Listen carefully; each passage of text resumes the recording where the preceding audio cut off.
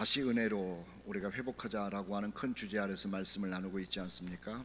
그래서 첫 시간에는 아사왕에 관한 이야기를 드렸어요.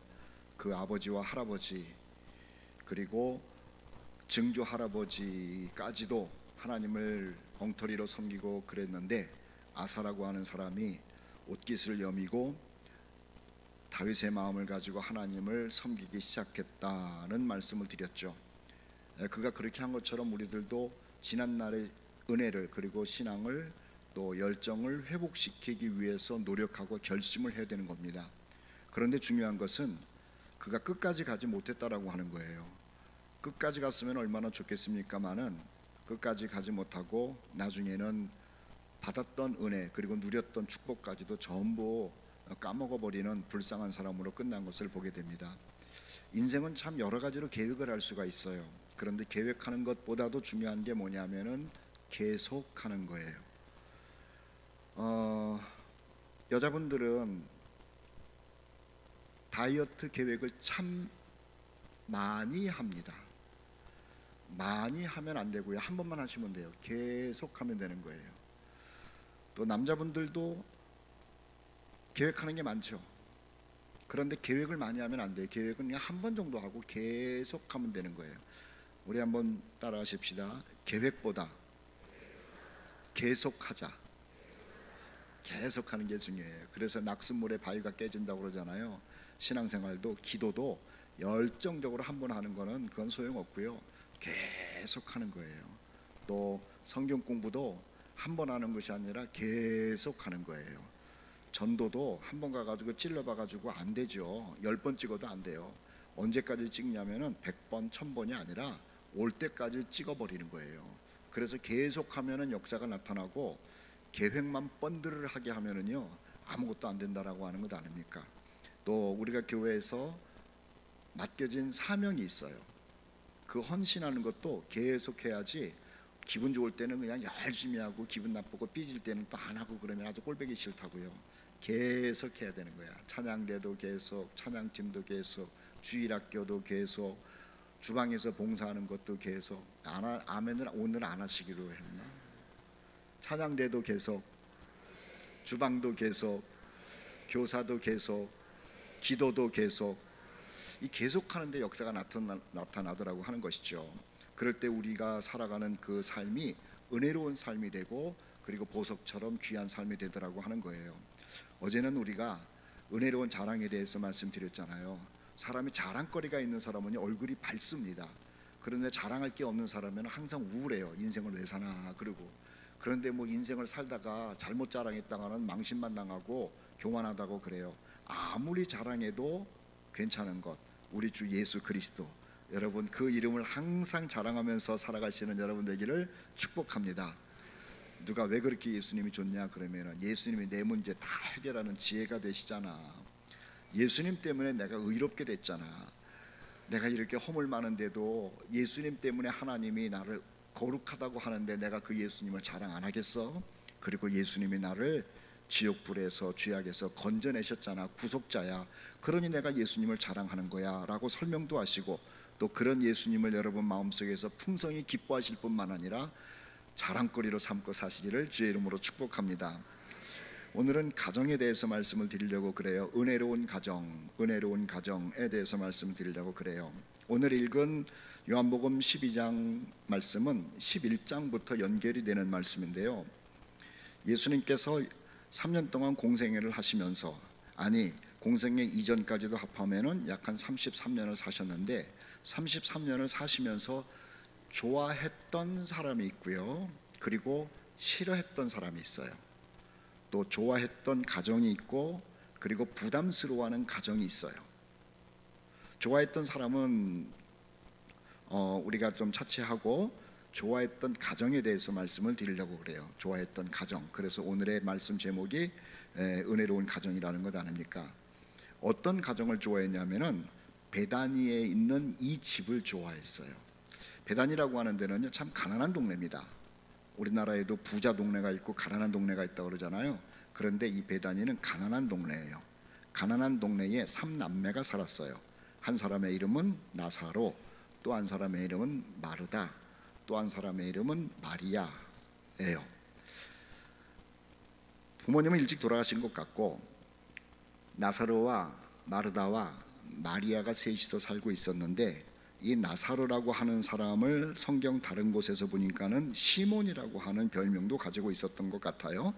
어쨌든 나사로, 마르다, 마리아가 살았답니다.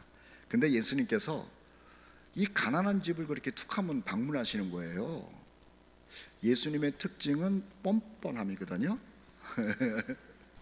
가난한 집은 좀 안 가면 좋아요. 왜냐하면 그 당시에는 먹을 게 없잖아요. 누구든지 가면은 좀 먹을 것도 좀 대접받고 그러게 되는데, 예수님께서는 이 베다니 집을 그렇게 수시루트나 드신 것 같아요. 지나가다가도 또는 예루살렘을 갈 때에도 툭 하면 들리고, 또 그 밖에 다른 때에도 가서 이 나사로와 마르다와 마리아랑 교제를 하신 것 같아요. 여러분, 제가 목회를 하다가 보니까는 우리 교인들이 많은데 그 교인들 가운데 그 집을 편안하게 가고 싶은 집이 있습니다. 그리고 오라 그래도 부담되는 집이 있습니다. 그게 참 이상하잖아요. 뭐 사실은 이상한 것도 아닌데 아무튼 그래요. 목사인데도 어떤 집은 오라 그러면은 반갑고, 오라 그랬으면은 좋겠고, 오라고 안 그래도 가고 싶은 집이 있어요. 근데 어떤 집은요, 신방 오라고 그럴까 봐 겁이 나는 집이 있어요. 그리고 가기 싫어요. 근데 예수님께서도 그렇게 여기저기 다니시면서 이 베다니 집은 가고 싶었나 봐요. 그래서 열심히 가셨다니까요.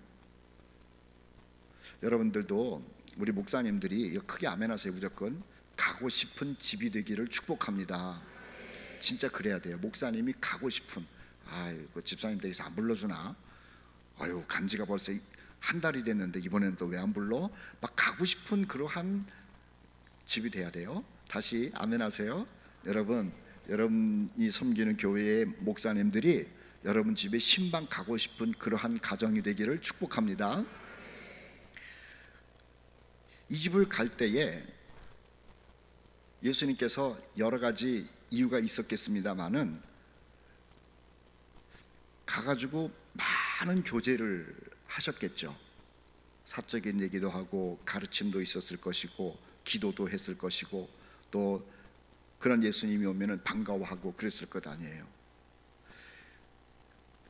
그런데 이 집에 문제가 있었어요. 첫째 문제는 뭐냐면은 가난이라고 하는 문제예요. 가난. 여러분, 가난은 시로 쓸 때에는 멋있습니다. 청렴한 삶이라고 하는 것은요, 소설에 나올 때는 참 멋있어요. 그런데 내가 가난하게 살 때에는 굉장히 힘들어요. 동의하시죠? 가난하게 사는 사람은 청렴한 것 같고, 시 속에 나오는 가난한 사람은 아주 깨끗한 것 같고, 소설 속에 나오는 가난한 사람은 뭔가가 좀 잘 버티는 사람 같고 때 묻지 않은 사람 같고, 그런데 실질적으로 가난을 경험하면서 산다는 것은요, 굉장히 어려운 일이에요. 굉장히 어려운 일이에요. 그런데 이 집이 가난했어요. 더군다나 두 번째 문제는 뭐냐면, 나사로라고 하는 이 제 집안의 가장이 되는 사람이 몸이 아팠어요. 비실비실. 집안에 몸 아픈 사람이 있으면은요, 아주 집안에 우환이 많은 겁니다. 그래서 긴 병에 효자 없다고 하는 말이 맞아요. 그리고 여자들은 안 그런 것 같은데요, 이 부인들은 참 고마워요. 제가 살다가 보니까는 남자가 아프면은 지극정성으로 죽도 끓여주고 약도 사다 주고 잘 견디고 빨리 낫기를 원하고 그러는데, 남자들은 아내가 아프면은 화를 내요. 그리고 빨리빨리 일어나서 밥하라 그러고 청소하라 그러고. 이상해요. 아내들은 남자가 아프면은, 남편이 아프면은 참 지극정성으로 간호를 하는데, 남자들은 아내가 아프면은 조금 약 사다 주는 척 하더니 빨리빨리 일어나라 그러고, 자기가 밥 안 해 먹고 꼭 일어나 가지고 밥하라 그러고. 이상해요. 우리 남자분들 저를 비롯해 가지고 그러지 마세요. 왜 대답들을 안 하시고, 주문진 남자들은 안 그런 것처럼 그러고 계시는데 근데 이 집에 나사로가 아팠어요. 많이 아팠어요. 그런데 무슨 병이었는지는 누가복음에서 이렇게 얘기를 해요. 나병이었다고. 여러분, 이 나병이라고 하는 것은요, 들통이 나면 문제가 생기는 겁니다. 무슨 문제가 생기냐면은 추방을 당해요. 격리가 돼요. 그러니 다른 병은 식구들이 모여가지고 서로 돌봐주고 간호해주고 또 머리에다가 수건도 대주고 이야기도 하고 그러면 되는데, 이 나병이라고 하는 것은 전염병은 아닌데 저주받았다고 생각을 하고요, 전염병은 아닌데 저주받았기 때문에 추방이 돼요. 그래서 나병 환자들은 따로 모여가지고 살도록 하죠. 그러니 이 베다니의 나사로가 나병이 들었다라고 하는 것은요, 집안 식구가 다 불안하다고 하는 거예요. 누군가가 와가지고 민원을 집어넣는다든지 제사장에게 가가지고 베다니의 그 집 나사로 그냥 아픈 게 아니라 문둥병이에요 라고 얘기만 하면은 제사장이 와가지고 진찰을 한 다음에 추방시켜서 격리하게 되는 거죠. 그러니까는 나사로와 마르다와 마리아가 가난 때문도 고통스러운데, 오빠가 아픈 것도 고통스러운데 들키고 나면은 추방당해야 되니까는 마르다와 마리아 입장에서는 그것까지도 불안한 거예요. 고통과 더불어 나사로가 추방당할까 봐 불안한 거예요. 그런데 어떻게 이렇게 숨겨가지고 하루하루를 지내는 거죠, 긴장하면서. 그런데 이 나병이 점점 심하게 진행이 되더구만 열이 펄펄 나고 회복이 불가능한 지경까지 간 거예요. 이 마르다랑 마리아가 그리고 아픈 나사로까지도 예수님이 어떤 분인 줄 알지 않습니까? 기도하면은 낫고 말 한마디로 하면은 병이 떠나가고 귀신도 떠나가고 이런 분이 늘 가까웠으니까는 기대를 얼마나 많이 했겠어요. 다른 사람의 병을 다 고쳤는데 우리 오빠 나사로도 고쳐주시겠지, 그리고 지금 나병이 점점 심해지지만은 그래도 예수님이 우리하고 관계가 있는데 안 고쳐주시겠지, 안 고쳐주시겠어라고 하면서 기대가 굉장히 컸던 것이죠. 그런데 점점 병 들어가는데 아니요, 안 고쳐줘요. 이제는 죽어갈 만큼 꼴딱꼴딱 하는 거죠. 그래서 너무 급해가지고 이거 시기를 놓치면은 목숨 끝날 것 같으니까 사람을 보내가지고 지금 아이고 우리 오라버니 나사로가 지금 다 죽어가는데 예수님 지금 마지막입니다. 마지막 이 순간 놓치면 안 됩니다. 골든타임인데요. 오세요. 그런데 안 와요. 얼마나 기분 나쁘겠어요. 여러분 식구 가운데 누가 지금 병원에 입원을 하기 직전이고 수술방 들어가기 직전인데 뭐가 생각이 나냐면 목사님이 와서 기도 한 번만 해주면 좋겠거든요.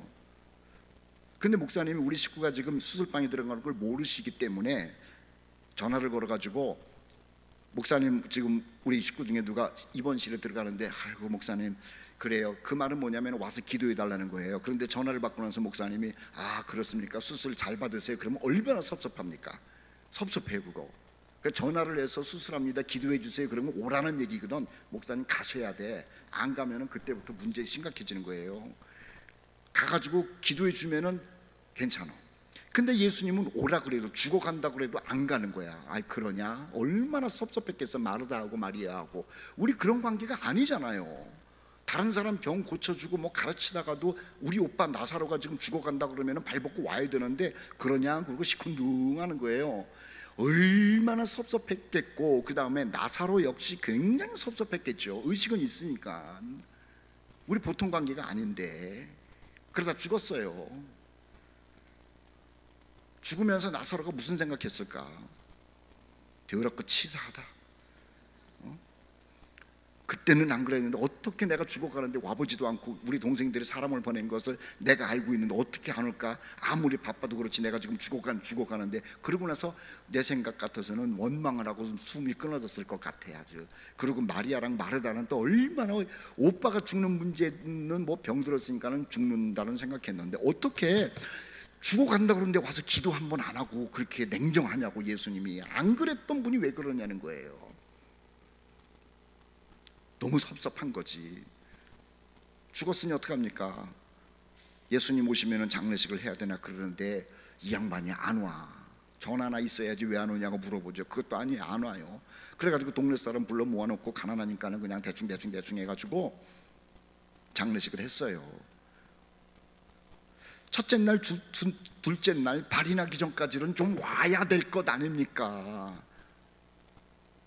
상여를 메고 가면은 적어도 그때까지는 와야 될 것 아니에요. 안 와요. 안 와. 마리아랑 마르다랑 굉장히 섭섭했죠.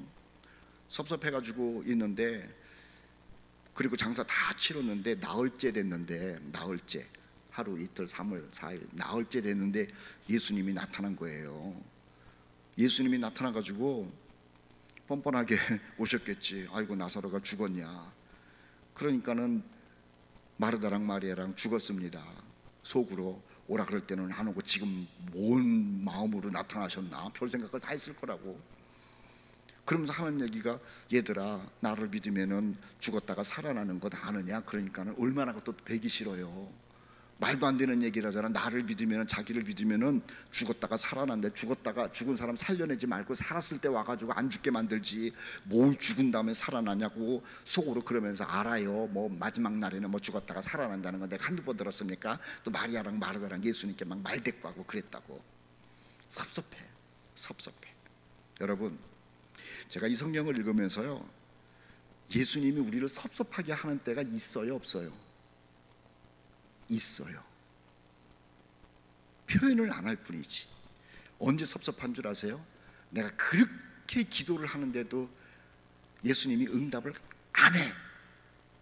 정말 다급하거든. 정말 가슴 아프거든. 나 죽을 것 같거든. 그래가지고 목사님한테 배운 게 뭐냐면은, 기도하면 하나님이 도와준다는 얘기를 배워가지고 정말 다급해서 기도하는데 예수님이 입 탁 찢고 아무런 현상이 나타나질 않아. 그렇다고 내 입으로 뭐 예수님 섭섭합니다 그 말은 못하니까는 속으로만 섭섭하고 그냥 그러고 나오는 거야. 마리아랑 마르다 마음속에요, 섭섭함이 있었던 것처럼 그들만 그런 게 아니라 사실은 우리도 예수님을 향해서 섭섭한 게 한두 번이 아니라고 하는 거예요. 제가 목회할 때는 얼마나 힘들었었는데요. 정말 힘들어가지고 세상 다 때려치고, 어저께 그랬잖아요. 약도 먹고 죽으려고 그랬다고. 목사로 불러놨으면 뭐라도 좀 잘되게 하고, 너무 잘되게 하는 것도 아니고 그냥 어려운 일 좀 헤쳐주고, 뭐 금식도 해보고 뭐 별거 다 해봤다고. 근데 예수님 아무 말도 안 했나. 그래가지고 예수님이 안 계신 줄 알았어, 목사가.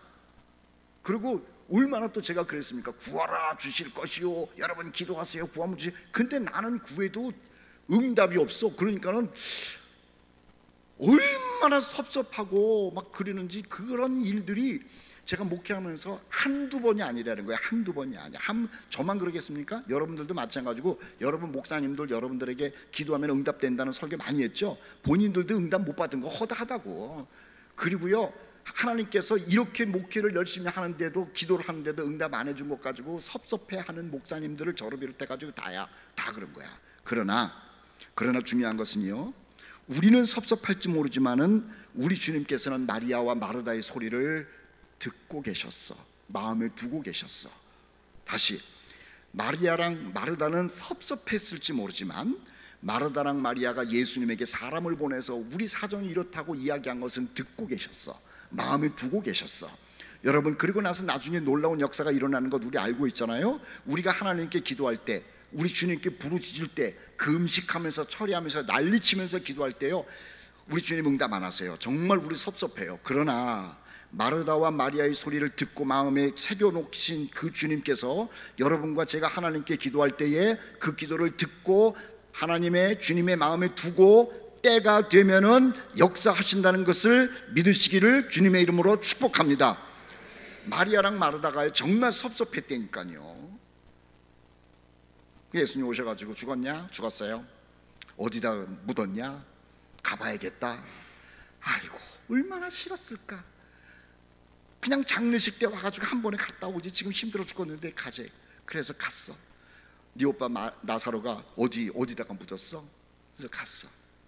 가니까는 그 우리나라처럼 이렇게 산소가 아니라 굴을 파가지고 그 굴에다가 돌로 이렇게 무덤을 만들어 놓는 것이 이스라엘 사람들의 무덤이거든요. 그 앞에 간 거예요. 그리고 사람들도 이렇게 갔어. 수근수근 됐겠지. 오라 그럴 때는 안 오고 죽은 다음에 와가지고 아이고 참 뭐 사랑한다고 뭐 그러더구만 뭐 어쩌고 저쩌고 막 그냥. 그 예수님이 가가지고 얘기하기를 야 이제 살아날 거야. 아마 그러셨겠지. 아 삭개오야 나오너라. 삭개오야 나오너라.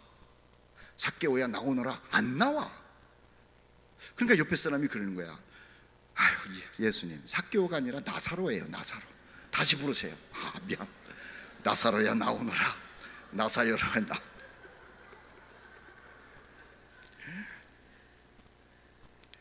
삭개오를 부르면 안 나오죠. 응? 나사로야 나오너라.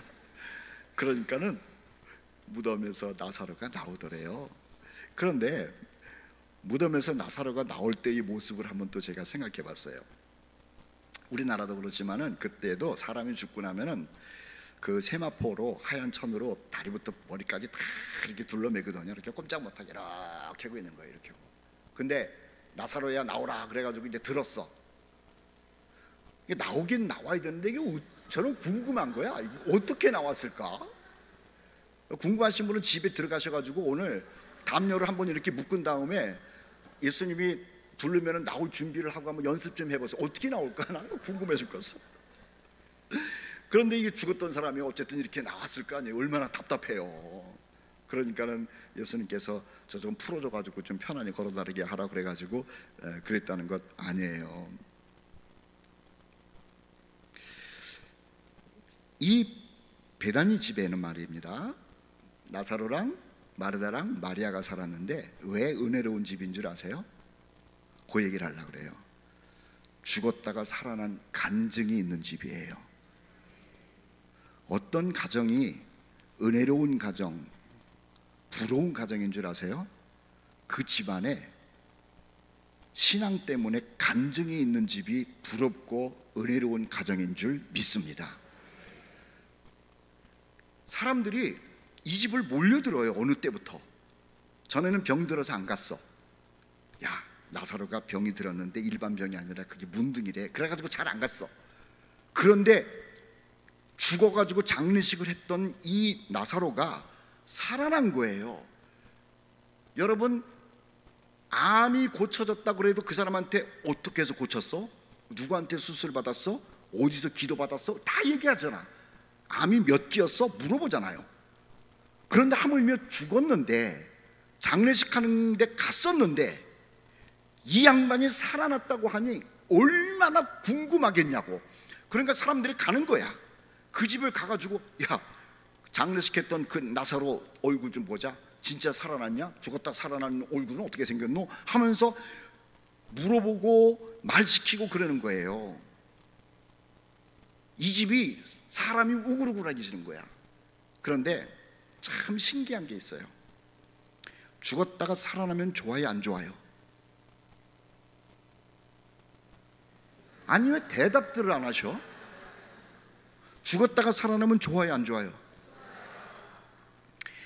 나사로가 아주 기분이 되게 나쁜 거야. 나사로가 집이 가난했죠. 몸이 아팠죠. 약도 못 쓰면서 그렇게 통증 속에서 있었죠. 죽었어. 어디 갔지? 어디 갔어요? 아브라함 품에 간 거야. 야, 이 가난을 해결하고 병을 해결하고 생각지도 못한 아브라함의 품에 안겨가지고 천군 천사의 환영을 받으면서 이제부터 인생이 아니라 정말 완전히 달라진 거야. 며칠을 보냈어 거기서? 나흘을 보냈어. 그래가지고 이제 좀 본격적인 영광스러운 영생 속에 들어가려고 그러는데 나사로야 나오라고 그러니까는 안 나갈 수도 없고 예수님이 부르니까 나가자니 싫고. 근데 예수님이 자꾸 불러 나오너라 나사로야 나오너라 그래가지고 나왔어요. 여러분 죽은 다음에 살아나고 싶어요? 그냥 거기 계시고 싶어요? 아주 죽기도 싫으시지? 병 들어가지고 그렇게 아파서 고생을 하다가 죽었는데 아브라함 품에 안겨서 지금 나흘 지났어. 겨우 나흘, 40일도 아니고. 그런데 그걸 포기하고 예수님이 나오래. 야, 이런 억울한 게 어디 있습니까?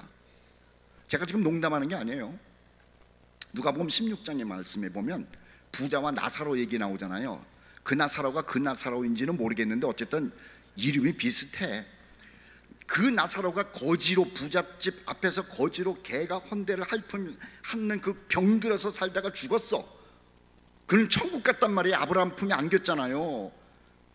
그만 아브라함의 품에 안긴 게 아니라 요한복음 12장에 나오는 이 나사로도 병들어서 살다가 죽어서 아브라함 품에 들어갔는데 나오라 그러는 거야. 그래가지고 나왔는데 주변 사람들은 좋아할지 모르지만 당사자 나사로는요, 내 인생은 왜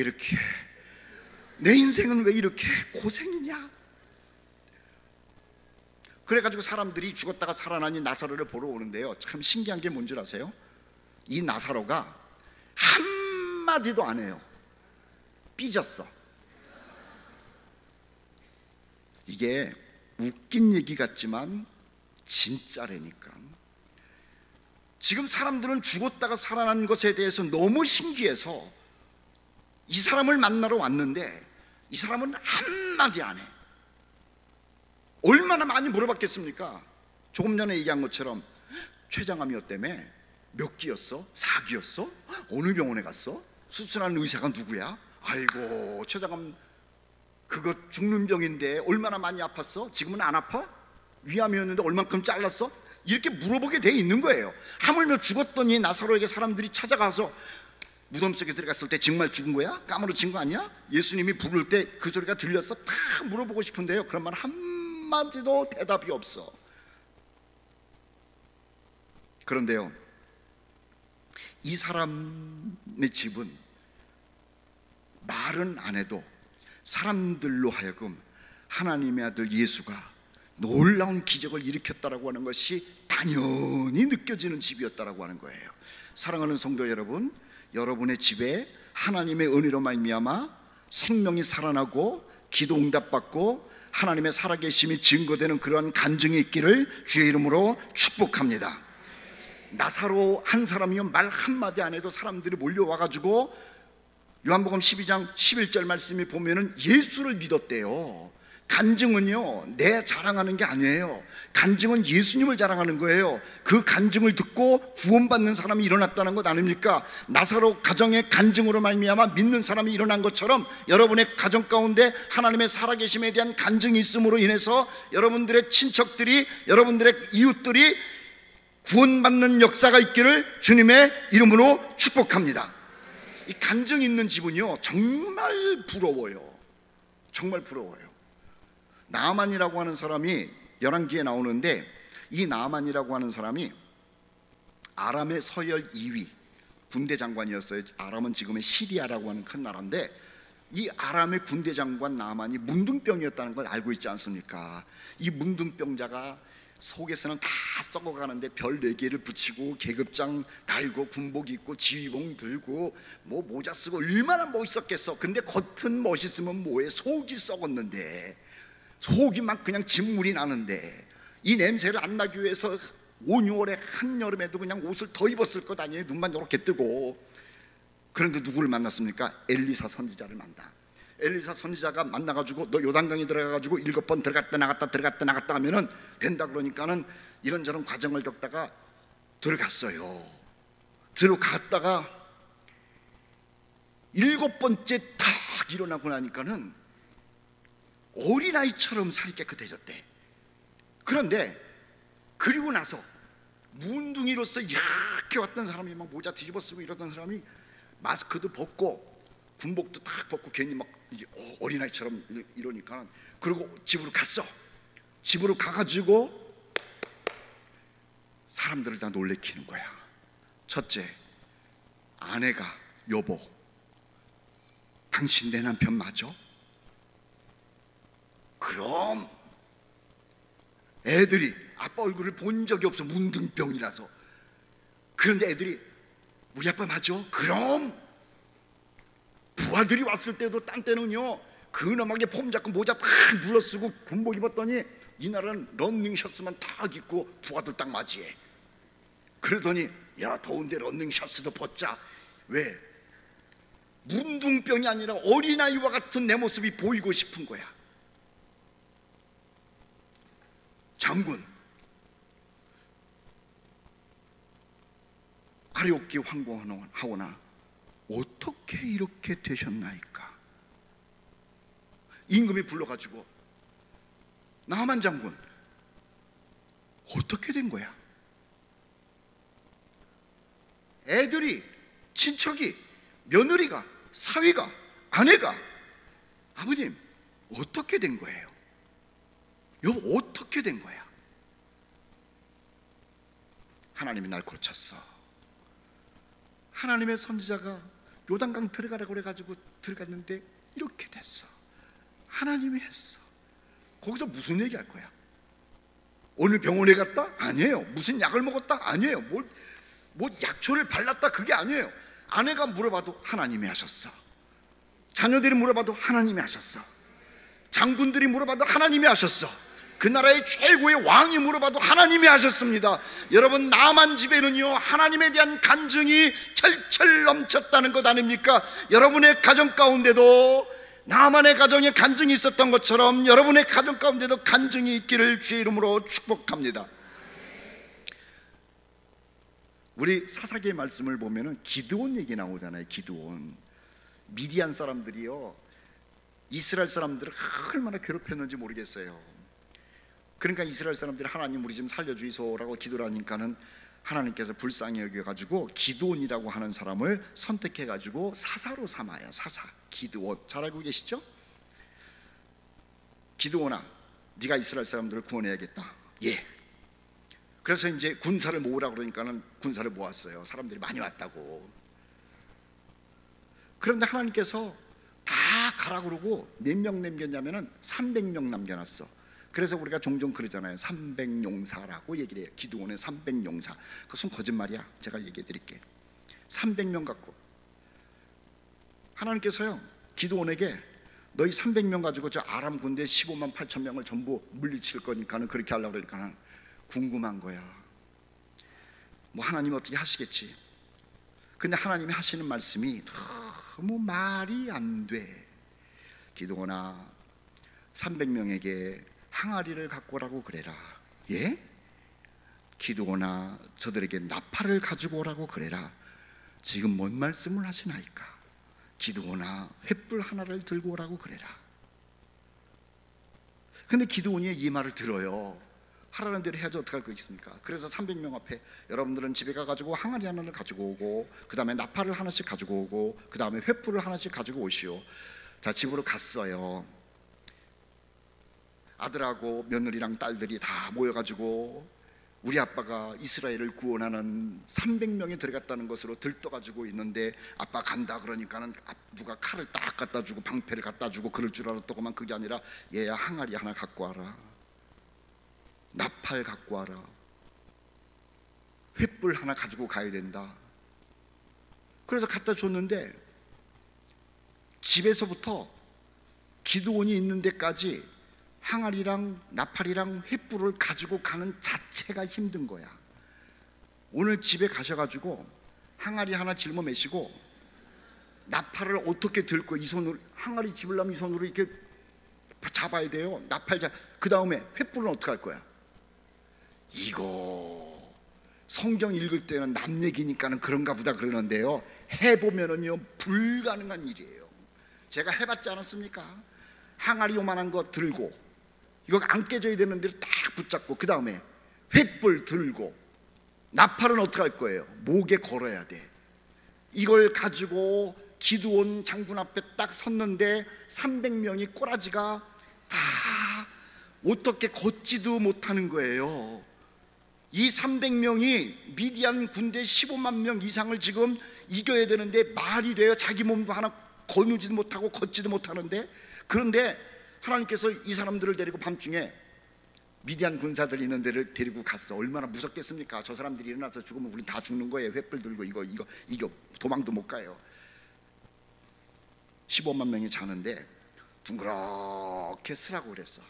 둥그렇게. 그래서 300명이 15만 명이 있는 그 진에다가 둥그렇게 쓰고요, 하나님께서 말씀한 거예요. 기도원을 통해 가지고 자 어떻게 하느냐 하면은, 첫째 항아리를 깨트려라 동시에, 두 번째 나팔을 불어라, 그리고 횃불을 막 휘둘러라 그랬어. 기도원이 그 얘기를 듣고 나서 가가지고 조용히, 이건 다 죽었다, 뭐 하라는데 어떡하냐, 어차피 뭐 죽게 아니면 까무러치기지. 기도원이 기도원을 위하여, 여호와를 위하여 시작, 그러니까 하라는 대로 300명이 항아리를 쫙 깨뜨리고 그 다음에 나팔을 쫙 불고 횃불을 막 돌리는 거야. 생각해 보세요. 15만 명이 있는데 300명이 그 둘레를 서가지고 한 20m씩 이렇게 섰겠지. 항아리를 깨뜨리니까는 천둥이 무너지는 소리가, 이 밤중에 이게 뭔 이게 도깨비 방망이 터지는 소리가 나질 않나? 그러더니 나팔 소리가 300개가 부러진다고 생각해 보세요. 나팔 소리가 300개, 나팔 소리가 300개 뚜 하니까는 이게 진짜 하늘에 찢어지는 소리야. 그런데다 갑자기 횃불이 뱅글뱅글뱅글 막 도니까는요, 자다가 놀래가지고 자기네들끼리 쌈하고 칼을 들어가지고 찌르고 지들끼리 다 그래서 끝났대. 뭐 하면 할 필요도 없어. 그냥 끝났대 이거. 그리고 집으로 왔어. 집으로 와가지고 미디안 군대를 이겼잖아요. 생각지도 못하게 이긴 거에 이루고 갔다가 집으로 딱 와서 뭐랬냐면은, 남자들 항상 폼 잡잖아. 군대 갔다 온 얘기하면은 뭐 북한군 잡았다는 이상한 얘기하고 그러는 것처럼 300명이 집이 딱 가서, 야 아빠가 이겼다. 아빠 300명으로 진짜 이겼어? 이겼지. 여보 이겼어. 그럼 300명으로 이겼지. 내가 누구냐? 뭐 알통도 보이면서 폼 딱 잡고. 어떻게 이겼어? 이때부터 뻥치를 하고 그러는 거야. 아빠가 뭐 칼로 뭐 몇 명을 죽였다 뭐 이러고 싶은데 어떻게 이겼어? 어떻게 이겼어? 어떻게 이겼어? 뭐 항아리 깼어? 아빠 그게 아니겠지. 어떻게 항아리를 깨고 이겨? 아니야, 항아리 깼어. 그리고 뭐 했어? 나팔 불었어. 아빠 겸손도 중요하지만 사실을 얘기해. 아니야 임마, 항아리 깨고 나팔 불고 그냥 이거 하다가 왔어. 어떻게 이겼어? 하나님이 하시더라. 이게 답이야. 300명은 용사가 아니에요. 300명은 증인이야. 나는 한 것 아무것도 없는데 기껏 했다는 게 뭐냐면은 그냥 항아리 한 번 깨고, 항아리 깨는 게 뭐 어려워요? 이거 들고 있다가 그냥 땅에다가 놓치면 되는 거예요. 뭐 그냥 야구방망이로 깰 필요 없어요. 그냥 항아리 깨고 나팔 그냥 한번 불고, 들고 있었던 횃불 이렇게 돌렸는데 하나님께서 우리의 저기 위대한 사람들을 다 지들끼리 치고받게 해가지고 우리를 살리셨단다. 내가 하나님이 하신 것에 대한 증인이야, 이 얘기한 거라. 사랑하는 성도 여러분, 이 300명이요 가족들에게 가가지고 무슨 얘기했냐고요. 하나님이 살아계시다고 간증한 사람이라. 친척들이 몰려왔어요. 너 300명이었다며? 그 안에 들어갔다며? 300용사였대. 야, 용사는 무슨 용사야, 하나님이 하시더라. 동네 사람들이 몰려와가지고, 야 어떻게 미디안 군대를 이기는 그 300명에 들었어? 너 정말 대단하다. 아니야, 하나님이 하셨어. 이 300명은 말이에요, 하나님의 살아계신 것을 경험한 사람이고 하나님께서 일하시는 것을 경험한 간증자가 된 것 아닙니까? 사랑하는 성도 여러분, 나만도 집에서 간증자였어요. 그리고 기드온도 집에서 간증자였어요. 이 자리에 있는 여러분들 집에서도 하나님의 살아계심에 대한 간증이 넘쳐나기를 주의 이름으로 축복합니다. 이 간증을 하려고 그러면은요 세 가지를 하셔야 돼요. 첫째는요, 기도하셔야 돼. 기도는 뭐냐면은 살려달라고 부르짖는 거예요. 누가복음 말씀에 보면은 나병 환자 문둥병 10명이 예수님이 지나간다는 소리를 듣고 나서 우리 좀 살려달라고, 다윗의 자손 뭐 예수여 우리 좀 살려주세요, 고쳐주세요 막 그랬잖아요. 그래가지고 고쳐줬어요. 예수님께서 뭐 한 사람이 와가지고 경배는 하기는 했고 나머지 사람은 그냥 갔다라고 하는 뭐 섭섭한 얘기가 있기는 하지만은 어쨌든 다윗의 자손 예수여 우리 좀 살려주시고 고쳐주세요 그랬더구만 예수님께서 제사장에게 가서 보이라고 그래서 고쳐줬어. 이 10명이 집에 가가지고 뭘 했겠냐는 거야. 이게 분명히 격리된 사람이었는데, 격리된 우리 아빠가, 우리 오빠가, 우리 아들이 집에 왔는데 멀쩡한 거야. 이 10명이 집에 가서 뭐 했을까요? 어떻게 고쳤느냐는 질문을 받았을 거예요. 아니 질문 안 받았어도 얘기했을 거예요. 예수께서 지나간다는 소리 듣고 우리가 목청 높여가지고 우리 좀 고쳐달라고 그랬더니 그분이 우리를 고쳐줬다고. 이 10명의 문둥이 집에는요 예수님이 고쳐줬다라고 하는 간증이 있는 거라. 어떻게 부르짖었더니 고쳐줬더라. 여러분, 하나님 아버지께 문제가 있을 때 기도하세요. 그리고 부르짖으세요. 살려달라고 하세요. 끝까지 해보세요. 문둥병 10명을 우리 주님께서 고쳐주신 것처럼 여러분의 마음을, 여러분의 인생을, 여러분의 가정을, 여러분의 몸을, 여러분의 모든 것을 들으시고 고치심으로 인하여 하나님 살아계신 간증자가 되게 하여 주실 줄 믿습니다.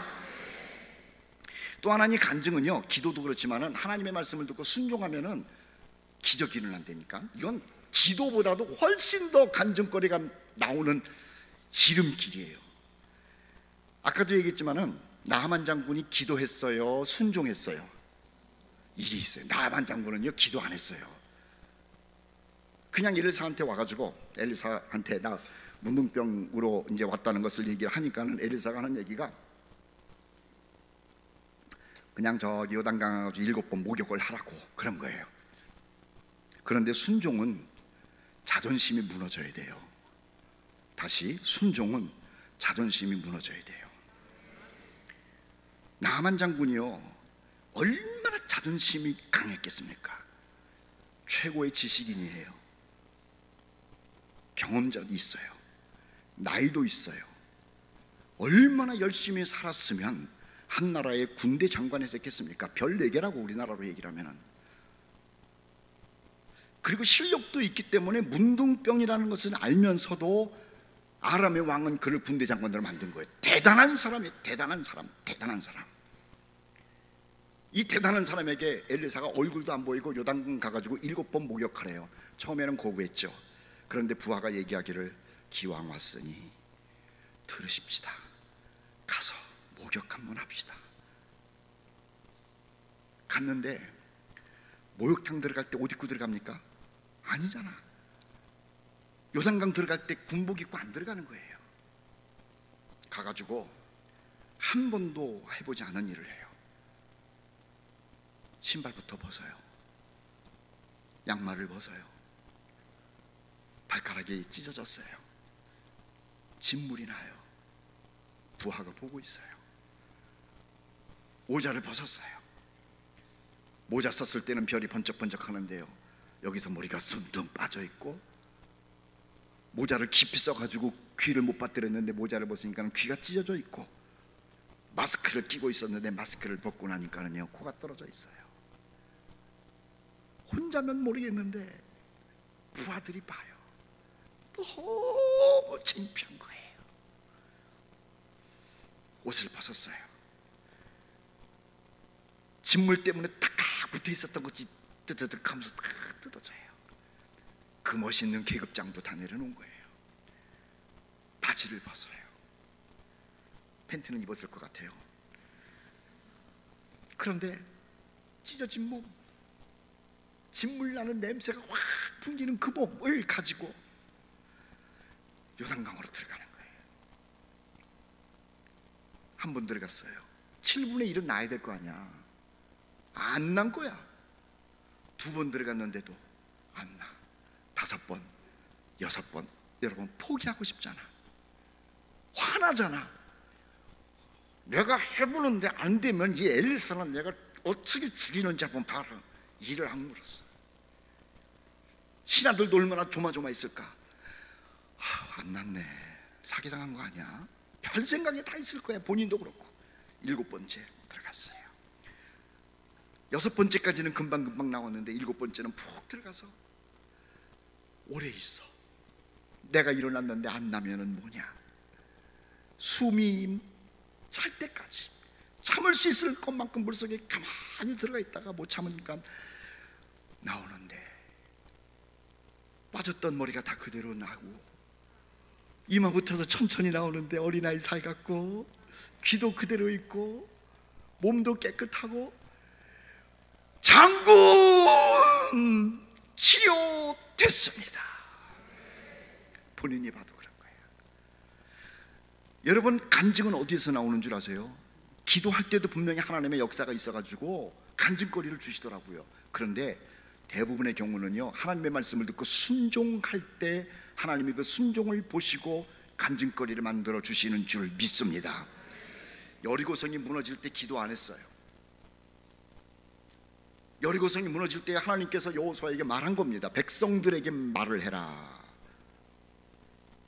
하루는 한 바퀴, 그 다음도 한 바퀴, 7일째는 7바퀴. 말 한마디 하지 말고 돌아라. 맨 앞에는 언약궤를 맨 제사장들 갖고 뒤에는 나팔만 불면 된다. 말 한마디.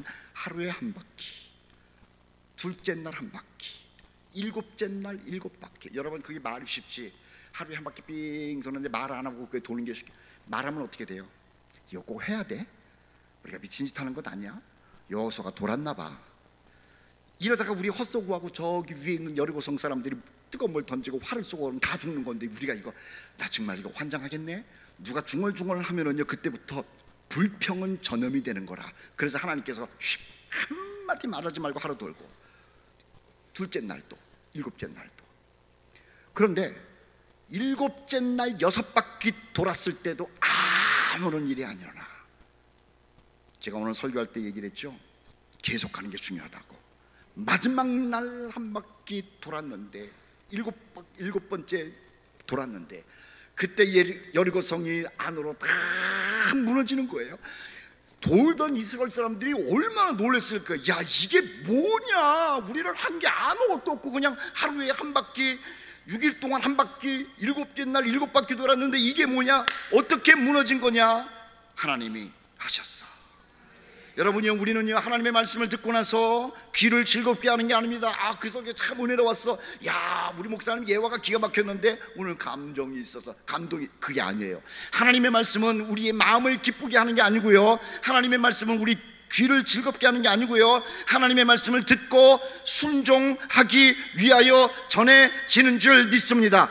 그래서 하나님의 말씀이요, 요단강에 7번 들어가라 그러면 말이 안 돼도 들어가야 되는 것이고, 여리고성 7바퀴를 돌라 그러면 돌면 되는 것이고, 순종할 때 하늘 문이 열리고 하나님의 역사가 나타나는 줄 믿습니다. 우리의 간증이 없는 이유가 뭔 줄 아세요? 기도 안 해서도 그렇기도 하고요, 하나님께서 주시는 말씀에 대해서 자기 나름대로 평가하고 순종 안 해서 그래요. 순종이라고 하는 것은요, 하나님을 믿습니다 라고 하는 사람에게서만 나오는 거예요. 이스라엘 백성들이 요단강을 건너가야 되는데 그때 그냥 비가 너무 많이 와가지고 요단강 물이 철철철철철 넘치는 거예요. 근데 건너가야 돼. 여호수아에게 하나님께서 뭐라 그랬는지 아세요? 기도하면은 내가 딱 요단강 물 멈추겠다 그러지 않았다고요. 제사장들 불러가지고 언약궤를 탁 메고 먼저 들어가라 그랬어. 제사장들. 아, 이게 뭐 제사장들, 이게 뭡니까 이게? 그래서 모세라는데 여호수아가 제사장을 불렀는데 언약궤를 이렇게 탁 맸는데, 입장을 바꿔놓고 생각해봐. 여러분들 들어가라 그러면 들어가겠습니까? 들어가면 죽는데 물에 빠져 죽어요. 이게 얼마나 무겁습니까? 순종은요, 목숨 내놓고 하는 거라고. 그런데 제사장들은 참 괜찮았지. 네가 해, 네가 나이가 많으니까, 네가 어리니까. 그게 아니고 맡겨진 그 임무에 딱 지고요, 눈 딱 감고. 순종은 어떻게 하는 줄 아세요? 눈 뜨고는 못해요. 눈 감고 하시라고. 눈 딱 감고 요단강으로 언약궤를 무거운 걸 메고 갔더니 요단강이 막혀버렸다는 것 아니에요. 여러분, 우리는 모두 간증하는 사람이 되기를 원하잖아요. 그리고 간증자가 되기를 원하잖아요. 이런 체험이 있기를 원하잖아요. 그런데 어떻게 하는 거야? 기도함과 동시에 여러분 마음속에 성령께서 하시는 말씀이 있으면 눈 딱 감고 순종하십시오. 강단에서 목사님들이 기도하면서 일주일 내내 준비한 말씀을 듣는 가운데 여러분에게 순종을 요구하는 메시지가 들어오면은요, 문 밖에 나가자마자 순종하시면 돼요. 그러면은 살아계신 하나님께서, 우리에게 말씀하신 그 하나님께서 여러분의 인생을 바꾸시고 여러분의 그 환경을 바꾸시고 여러분의 문제를 바꾸셔서, 야, 내가 하나님의 말씀 순종했더니 이렇게 하나님이 은혜를 주시더라 라고 하는 간증자가 될 줄 믿습니다. 교회에서 간증 집회 많이 하잖아요. 간증 집회. 거기 가지 마세요. 간증자로 가세요. 못 알아들으셨나? 간증 집회 가가지고 그렇게 듣는다고 은혜 받는 거 아니에요. 그건 남 얘기예요. 내가 간증하는 사람이 돼야 돼. 우리 주문진에 영국에 있는 모든 그리스도인의 가정은 하나님께 순종함으로 말미암아 누구를 만나든지 간증이 막 흘러 넘치는, 헬몰산에서 기름이 흘러 넘치는 것처럼, 요단강이 넘치는 것처럼 여러분의 가정 가운데서는 하나님의 은혜에 대한 살아있는 간증이 철철 넘치는 여러분들 되시기를 주의 이름으로 축복합니다. 한 가지 더 간증을 만들어가는 것은 헌신이더라고요. 헌신. 오병이어의 헌신 아시잖아요. 누가 와가지고 꼬마야, 예수님이 먹을 걸 찾는데 너 보리떡 5개랑 물고기 2마리 있는 거 내가 안다. 이거 어떡할래느냐. 얼마나 애가 갈등이 많았겠어. 갖다 드리라고. 그런데 자기가 안드레에게 준 이 보리떡 5개랑 물고기 2마리가요 남자만 5,000명, 여자 합하면 한 2만 명에게 예수님이 제자들을 다 나눠주는데 끊임없이 나오는 거야. 이 아이는 먹었을까 안 먹었을까? 안 먹어요. 너무 좋아서. 저 내가 주님께 드린 건데, 오 그거요, 내가 예수님께 드린 거예요. 그거 저쪽 가서도 이거 맛있죠? 우리 엄마가 준 건데 내가 예수님께 드렸거든요. 보리떡 이거 우리 엄마가 준 거예요. 예수님께 드렸으니까 많이 잡세요. 저쪽 가서도 이거 내가 예수님께 드린 거예요. 그 예수님한테 가가지고 예수님 이거 내가 예수님께 드린 거예요. 너무 신나는 거야. 헌신을 했더니요 하나님의 역사를 자기 눈으로 보는 이 아이가 아닙니까? 이 아이가 뭐가 됐을까? 저는 궁금해. 천국 가가지고 물어보려고 그래. 얘 좀 만나가지고 너 그때 오병이어 그거 저기 뭐야 그걸 가지고 예수님께 드려가지고 수천 명 먹고 12광주리 남은 거 봤지? 근데 그 인생 이후는 어떻게 되느냐 한번 내가 물어보고 싶어. 여러분도 물어보고 싶을 거야 아마. 뭐가 됐을까? 분명히 주님을 평생도록 증거하는 사람 되지 않았을까요? 사랑하는 성도 여러분, 이 나사로 베다니의 집에는요 왜 은혜로운 줄 아세요? 죽었다 살아난 간증이 있었기 때문에 그래. 이 자리에 있는 모든 여러분들의 가정이 이 가정처럼 간증이 있어서 은혜로운 가정이라는 소리를 듣고 은혜로운 냄새를 풍기는 여러분 되시기를 주의 이름으로 축복합니다. 또 하나 이 가정이요 은혜로운 가정이라고 하는 것은 뭐냐면 대접을 또 잘하는 집안이네. 오늘 본문 말씀에 요한복음 12장 2절 말씀 한번 같이 한번 읽어볼까요? 자막 한번 띄워주세요. 요한복음 12장 2절 말씀. 거기서 예수를 위하여 잔치할세. 같이 읽어봅시다. 시작. 거기서 예수를 위하여 잔치할세. 마르다는 이 일을 하고 나사로는 예수와 함께 앉은 자 중에 있더라. 마르다가 뭘 했냐면 이 일을 했다는 거예요. 이 일.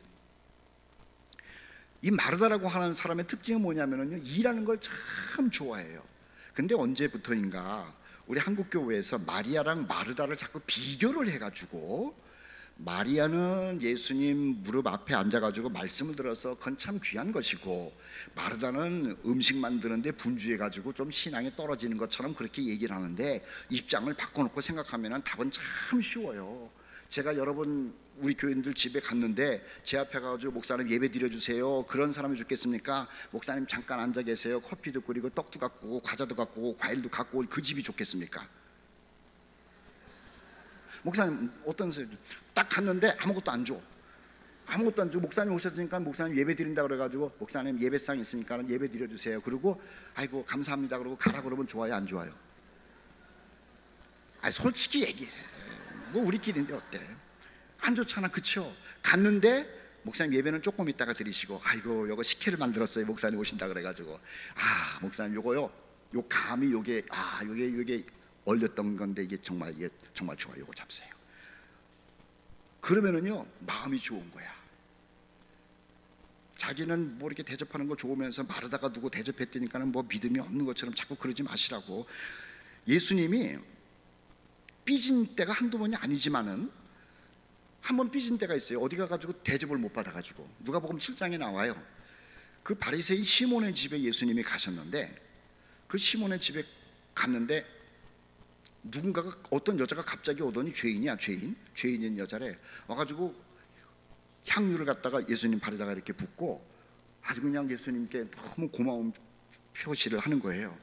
그랬더니 주변에 있었던 사람들이 아니 저 여자가 저 비싼 걸 가지고 그냥 그 땅바닥에 다 흘려버렸네 하면서 중얼중얼 되는 거야. 근데 예수님이 그 얘기를 듣고 나서 그 생각을 아시고 나서 뭘 했는지 아세요? 이놈들아 내가 니네 집에 왔을 때는 말이야 대접 하나도 안 해놓고 지금 이 여자가 와가지고 대접하니까는 그걸 갖다가 비난하느냐? 내가 얼마나 섭섭했는 줄 알아? 내가 왔으면 발 닦을 물을 줬어야 되는데 발 닦을 물도 안 주고 내가 섭섭했어. 내가 왔으면 어서 오세요 그리고 보통 인사하는 것처럼 끌어안고 볼에다가 뽀뽀를 해야 되는데 왔는둥 안 왔는둥 무슨 뭐 동네 개가 와도 그렇게는 안 하겠다. 너희들 내가 왔을 때 입맞춤이나 했냐?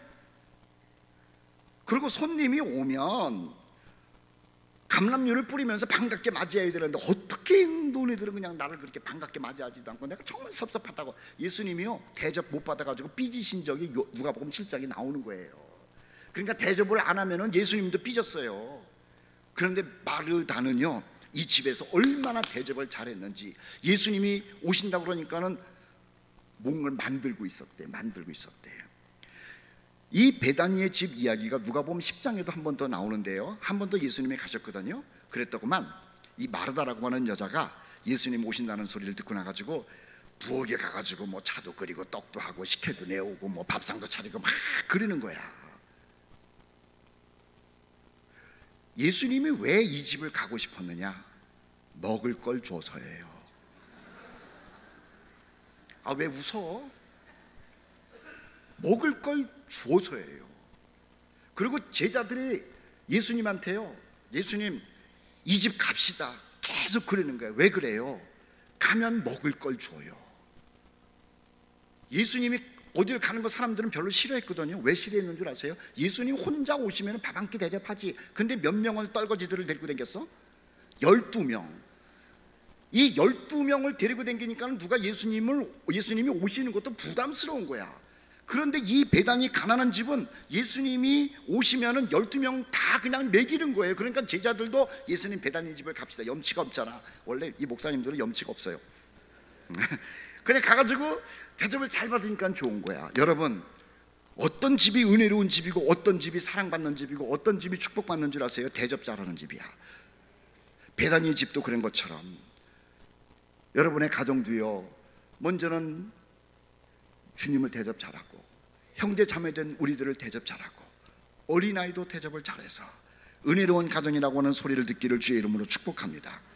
우리 교회에 참 가난한 집사님이 한 분 계세요. 김경자 집사님이라는 분인데 나이가 많으신 분이야. 잘 걷지도 못해. 그런데 우리 부목사님이 이 집사님을 얼마나 칭찬을 하는지, 이 집 애들도 이 집사님을 얼마나 좋아하는지. 왜 좋아하는 줄 아세요? 물어봤어. 왜 그렇게 그 집사님 그런 분을 좋아하냐 그러니까는 교회를 가면은 아들이 둘인데 꼭 1,000원씩 준대. 갑부는 안 줘. 근데 이 할머니 집사님이 혼자 사는 분인데 나이도 지금 80이 넘었어요. 아이고 우리 목사님 애들 왔네요. 1,000원씩 준대.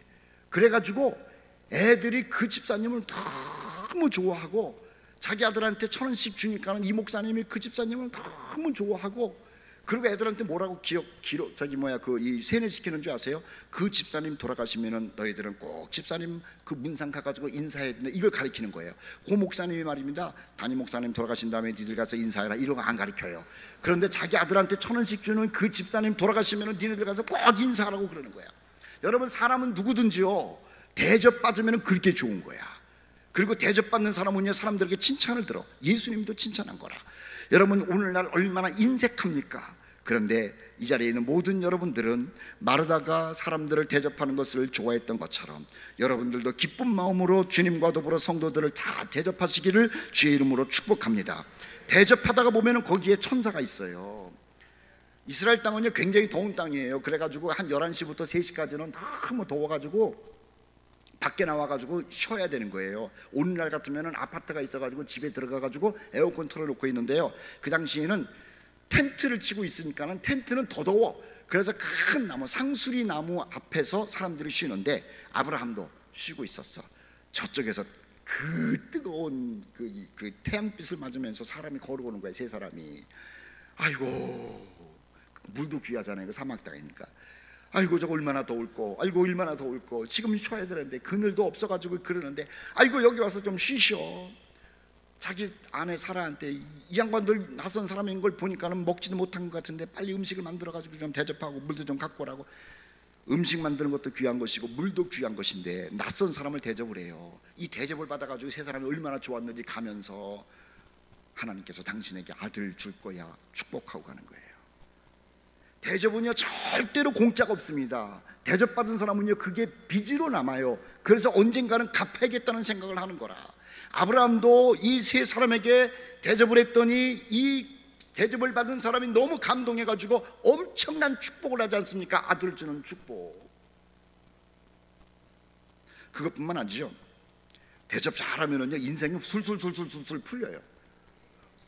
누가 그랬냐면은 이스라엘 땅에 3년 반 동안 비가 온 적이 있어요. 그래가지고 먹을 게 없고 물도 없고 뭐 기름도 없고 완전히 그냥 초토화가 된 적 우리가 알잖아요. 아합 왕 때에. 그런데 그때에 엘리야가 사르밧이라고 하는 동네를 갔어. 하나님 가라고 그래가지고 갔는데 거기 과부 한 사람이 아들 데리고 이제 사는데 3년 동안 가뭄이니까 먹을 게 먹다 요만큼 이제 한 끼 남은 마지막이야, 마지막. 그런데 아까 그랬잖아요. 저기 목사님들은 좀 뻔뻔하다고. 이 엘리야가 가가지고 배가 고프니까는 먹을 걸 달래. 내가 지금 요만큼 남아가지고 우리 아들이랑 나랑 먹고 이거 먹고 이제 굶어 죽으려고 그러는데 이걸 달라고 그러면 어떡합니까? 또 그 얘기를 하고 나니까는 이 여자가 또 마음이 미안해가지고 오늘 주거나 먹고 주거나 안 먹고 주거나 그게 그거니까는 드리겠습니다. 그래가지고 그것을 떡을 만들어가지고 엘리야에게 대접을 해. 여러분, 대접을 받은 마지막 한 끼의 것을 가지고 대접을 받은 이 엘리야 마음이 어떻겠어요? 하나님께 눈물로 기도했을 거라고. 하나님, 이 신세를 어떻게 갚겠습니까? 하나님, 이 여자는 생명과 같은 것, 아들에게 줘야 되는 걸 나에게 줬습니다. 하나님, 어떻게 하면 좋겠습니까? 하나님이요, 엘리야의 얘기를 듣고 나서 가만히 안 계셨어요. 기름통에 기름이 마르지를 않고 곡식 가루통에 가루가 마르지를 않고 그 가뭄 속에서도 목마르지 않고 물을 마셨다는 것 아니에요. 여러분, 대접은 말입니다. 하나님의 마음을 감동케 하는 거라. 이 하나님의 마음이 감동케 되면은 여러분의 인생이 화장지 풀어지듯 술술 풀어지는 줄 믿으시기를 바랍니다. 정말 그래요. 오늘날 사람들이 왜 풍성하지 못하냐? 자기 것만 챙기는 거라. 대접할 줄 모르는 거라. 그러니 하나님의 역사가 나타날 수 있는 구멍이 없는 거예요. 우리 모든 그리스도인들, 성령께서 우리 마음속에서 무슨 말씀을 하는 줄 아세요? 대접하라 그래요. 남에게 대접을 받고 싶은 대로 대접하라. 대접하고 나면은 하나님께서 사르밧 과부에게 은혜를 주신 것처럼, 그리고 아브라함에게 아들을 주셨던 것처럼, 등등등 수많은 사람들이 복을 누렸던 것처럼 여러분들도 하나님으로부터 복을 받는 여러분들 되시기를 주의 이름으로 축복합니다. 또 하나 이 집이 은혜로웠다라고 하는 것은 말이에요, 하나님의 말씀으로 나눔이 있었다는 거예요. 예배와 말씀의 나눔. 누가복음 10장 말씀에 보니까는 예수님께서 이 집을 갔는데 마리아는 뭐 음식 만드는 일에 바빴어. 근데 마리아는 이렇게 써 있어요. 마리아는 주의 발치에 앉아 주님의 말씀을 듣고 있더라는 거예요. 머릿속에다가 생각해 보세요. 온 집안 식구가 테레비 보는 게 은혜로워요? 온 집안 식구가 방석 펴놓고 고스톱 치는 게 은혜로워요? 온 집안 식구가 싸움하는 게 은혜로워요? 생각하자는 거예요. 우리 그리스도인들은요, 동경하는 게 있어요. 은혜로운 분위기를. 식탁에 앉아가지고 밥 먹기 전에 기도하는 게 은혜로운 거예요. 주일날 목사님을 통해서 말씀 들은 것을 가지고 집에 식탁에 앉아가지고 대화하는 게 은혜로운 거예요. 자녀들과 하나님의 말씀을 가지고 질문하고 대답하고 하는 게 은혜로운 거예요. 그리고 온 집안 식구가 함께 주일날 주님 전에 나와가지고 예배드리면서 찬송하고 봉사하는 게 은혜로운 거예요. 여러분, 이 가난한 베다니의 집은 간증도 있었고요, 섬김도 있었는데 아주 중요한 게 뭔지 아세요? 마리아를 중심으로 해가지고 하나님의 말씀을 들으려고 그러고 하나님의 말씀을 나누고 있었다는 것 아니에요. 여러분의 가정이 하나님 보실 때에도 아름다울 뿐만 아니라 천사도 흠모할 뿐만 아니라 주변에 있는 형제들이 부러워하는 가정 되기 위해서는 하나님의 말씀으로 충만한 그러한 가정 되시기를 주의 이름으로 축복합니다. 이 행복한 부부를 보면은요, 행복한 부부는 말이 많아요. 말. 그런데 제가 결혼 생활을 오래 하다 보니까는 말이 없어지더라고. 저랑 우리 집사람이랑 별로 말 안 해요. 그러니까 여러분들 가정 가운데서도 결혼 생활 한 20년, 30년 한 분은 부부끼리 말이 있어요, 없어요? 아주 얼굴도 안 보고 사시나? 부부는 말이 없는 거예요. 그냥 신혼 때나 뭐 줘가지고 그러는데 할 얘기 다 하니까 한 20년 되고 30년 되면 할 얘기도 없어. 그 할 얘기 없이 그냥 평생을 간다고 생각해봐. 얼마나 건조하고 그러냐고. 근데 그리스도인들은 그러진 않아요. 일상생활은 한 얘기니까는 별로 할 얘기도 없는데요, 하나님의 말씀을 한번 나눠보시라고. 여보, 내가 오늘 주일을 갔는데 목사님 말씀 들었거든. 나 근데 참 첫 번째 얘기할 때 내가 찔렸다. 나도 사실은 그랬는데. 너는 주일학교에서 뭘 배우니? 전사님한테. 오늘 전사님한테 뭘 배웠고 그 다음에 찬양도 이러고 했는데 아빠 한번 들어볼래? 우리는요, 세상적인 얘기는 할 게 없어요. 세상 사람들은 세상적인 얘기 할 것도 없고 다른 것도 할 게 없어요. 그런데 우리 그리스도인들은요, 세상적인 얘기는 할 게 없는데 뭐가 있어요? 하나님의 말씀을 나누는 거예요. 우리 주일마다 하나님 말씀 듣잖아요. 성경 공부도 하잖아요. 수요일날 오잖아요. 금요 기도회 때도 말씀 듣잖아요. 노래도 같은 걸 부르잖아요. 여러분의 가정 가운데 말입니다, 하나님의 말씀에 나눔이 왕성하기를 바라고요. 여러분들의 식구들이 다 같이 손을 잡고 주일날 하나님께 와서 예배드리는 모습이 있기를 바라고요. 함께 봉사하는 모습이 있기를 바랍니다. 그 가정이 은혜로운 가정인 줄 믿습니다. 돈 많은 가정이 은혜로운 게 아니에요. 하나님의 살아계심을 경험한 간증이 있어야 은혜로운 거예요. 사람들에게 돈을 많이 모아가지고 내가 이만한 집에서 이만한 차를 타고 다닌다고 폼 잡는 게 은혜로운 게 아니에요. 섬김이 있고 대접이 있는 집을 보면은 아름다운 가정, 은혜로운 가정으로 보이는 것 아닙니까? 여러분의 가정이 그러한 은혜로운 가정 되기를 주의 이름으로 축복합니다. 세상에서 돈 벌기에 바빠가지고요, 주일날도 지키지를 못하고 세상 일은 그렇게 열심히 하면서 봉사하는 일은 이리 빼먹고 저리 빼먹고 하면은요, 은혜로운 가정이 아니야. 얄미운 가정이야.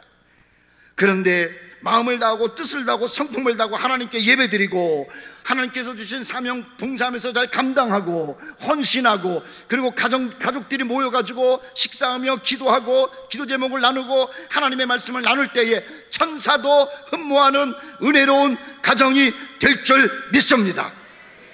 그래서 주일 말씀 잘 들으셔야 돼.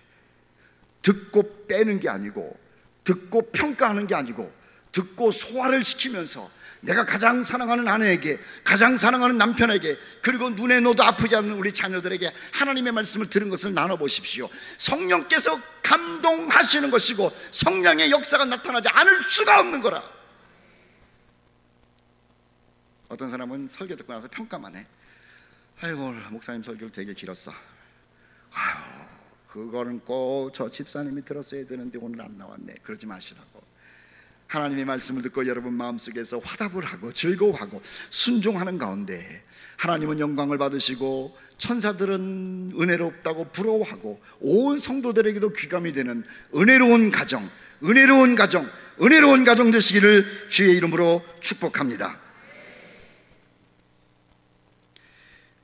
욥이라고 하는 사람이 훌륭한 게요, 자녀들 위해서 늘 제사를 드렸다는 거예요. 고넬료 가정이 멋있는 게요, 베드로가 왔을 때 온 집안 식구들 모아놓고 하나님의 말씀 들었다는 거예요. 혼자가 아니에요. 온 집안 식구. 야, 대단해요. 가장이 그렇게 중요한 거야. 남자들이 가장이잖아요. 가장이 한마디 하면 세상 것으로 뭐라 그러지 말고 영적인 것으로 딱 쥐고 하면은 고넬료가 식구들 다 모여. 지금 유대인 베드로께서 오셔가지고 하나님 말씀 전하는데 무릎 꿇고 다 들어. 그랬더구만 싫던 사람들도, 아이들도, 종들까지도 다 와가지고 베드로의 말을 듣는 거야. 그때 고넬료에게 감동하신 하나님께서 온 가족들에게 성령을 부어주시면서 구원받게 하는데 얼마나 놀라운 역사입니까? 여러분 가정 가운데도 하나님의 말씀에 대한 사모함과 그리고 하나님의 말씀에 대한 열정으로 말미암아 개인뿐만 아니라 온 식구들, 처갓집도 시댁도 자녀들도 친척들도 하나님의 은혜의 도가니 속에 들어가는 역사가 있기를 주의 이름으로 축복합니다.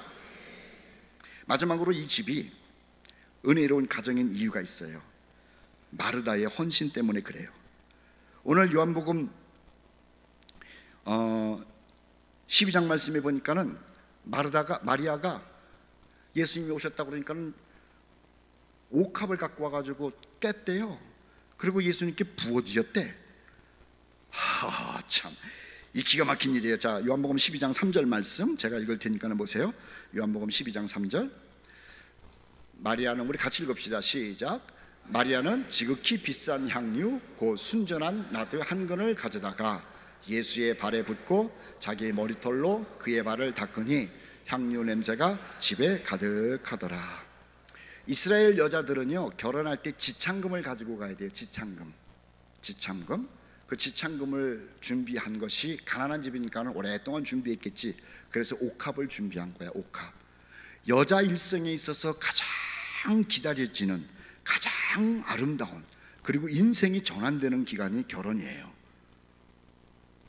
여자 인생에서 가장 기다려지고 가장 아름답고 과거와 미래가 바뀌는 그 순간이 결혼이잖아요. 그래서 이 결혼을 위해서 지창금으로서 정성스럽게 모은 것이 지창금이에요. 누구를 위해서? 하나님이 나에게 주실 신랑을 위해서. 그런데 예수님이 오셨어. 예수님이 오셨는데 이 마리아라고 하는 여자가 지창금으로 자기 인생 송두리째 바꾸는 그날을 위해서 준비한 이 지창금의 옥합을 가지고 와서 깨트리고 예수님의 발에 붓고 머리털로 닦아요. 있을 수 없는 일이에요. 주님, 나에게 있어서 가장 기다려지던 날, 나에게 있어서 가장 아름다운 날, 내 인생이 송두리째 바뀌는 그날, 신랑을 만나는 날인데 나의 진짜 신랑은 예수님입니다라고 하는 고백이에요.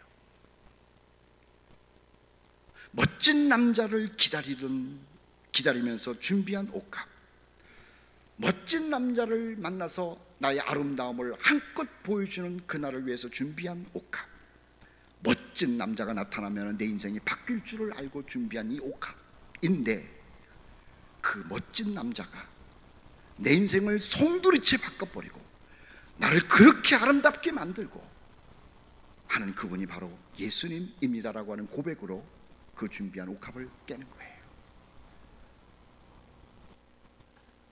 이 옥합을 깼더니 뒤에 뭐라고 써있냐면 향유 냄새가 그 집에 가득하더라. 저희 모친께서 강원도 철원군 장방산에 사시던 분이에요. 강원도 철원군. 아이고, 징글징글하게 시골이었습니다. 거기 우리 외할머니가 거기 있는데, 외할머니가 얼마나 싫은지. 왜 싫은 줄 아세요?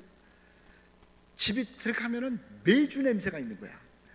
옛날에는 그 메주를 방에다가 걸었잖아요. 나는 서울 사람인데, 우리 집도 가난했지만은 그 가난이랑 강원도 철원에 우리 외할머니 집에 그 집이랑은 달러. 거기에 메주 냄새가 있어가지고, 그리고 나오면 또 옛날에 구두장이라고 그래가지고 저기 뭐 나무 떼가지고 뜨끈뜨끈한데 메주를 또 거기다가 둬가지고 메주 냄새가 더 나. 그리고 흙집, 흙과 메주가 이게 궁합이 맞으면은요 사람 미치는 겁니다. 그거는. 근데 초등학생이니까 서울에 있다가 시골 가면은 안 갈 수가 없었어요. 가면은 가는 건 좋은데 가면은 싫어. 우리 할머니가 얼마나 섭섭했을까. 참 죄송합니다만은 할머니께는.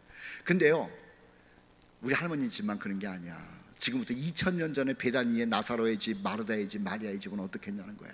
메주 냄새는 될 것도 아닐 겁니다. 아이고, 거기는 생선 썩은 냄새도 날 거고, 하여튼 그래. 하여튼 이 메주 냄새가 없어져요? 안 없어져요. 생선 썩은 냄새가 한번 박이면 없어져요? 흙 냄새가 안 없어져요? 안 없어져요. 그냥 들어가서 어떻게 뭐 방구석에 앉을 줄 모르는 이 냄새가 싫은데, 이날 이후로 이 집에는 메주 냄새가, 생선 썩은 냄새가 아니라 향유 냄새가 났대. 향유 냄새가 났대.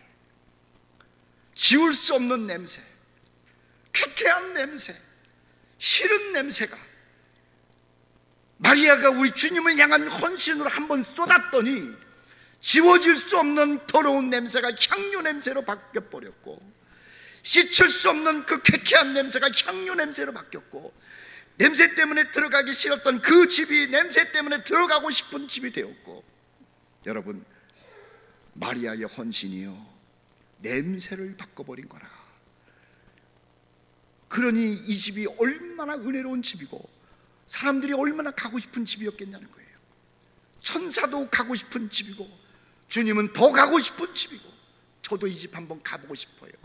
사랑하는 성도 여러분, 마리아가 말입니다, 자기 인생의 그 절정기를 위해서 만들어 놓은 옥합, 그것을 주님을 위하여 깨뜨렸더니 내 인생의 전환점이 인간이 아니라 하나님의 아들 예수님이라는 것을 고백하고 그 지창금으로 준비했던 옥합을 깨뜨렸더니 인간으로서는 해결할 수 없는 냄새 문제를 해결한 거라, 썩은 냄새를 해결한 거라, 미래를 해결한 거라. 여러분, 주님을 나의 신랑으로 삼고 주님을 나의 인생 전부로 삼고 여러분의 인생을 거기다가 다 들여보십시오. 여러분의 속마음이, 여러분의 가정이, 여러분의 미래가 향기 나는 속마음 미래가 될 줄 믿습니다. 인간은요, 다 썩은 냄새가 나는 거예요. 부패에서 교만의 냄새, 미움의 냄새, 음란의 냄새, 질투의 냄새, 등등등등 냄새, 이 냄새가 있다고 이거 무슨 수로 없어요. 그런데 여기에 주님을 향한 헌신을 부어버렸더니 썩은 냄새는 사라지고 향유 냄새가 난 것처럼 신랑 되시는 예수님을 사랑함으로 인하여 우리 모두 주님께 헌신함으로 인하여 세상에서는 어떻게 해결할 수 없었던 그 썩은 냄새들을 향유 냄새로 바꾸는 거룩한 은혜로운 여러분들, 은혜로운 가정 되시기를 주의 이름으로 축복합니다. 한나가 왜 대단해요? 아이가 없을 때 아들을 하나 낳는데 그걸 하나님께 바쳐서 그런 거예요. 아이가 있는 중에 하나를 바쳤으면은요, 그건 그럴 수도 있어요. 아이가 없어가지고 그렇게 수모를 당하다가 아이 하나 낳는데 그걸 하나님께 드린 거야. 마리아가 인생 바꾸기 위하여 준비했던 옥합 드린 거나, 없던 아들 하나 얻었는데 하나님께 드린 거나 똑같은 헌신이야. 아브라함이 왜 위대해요?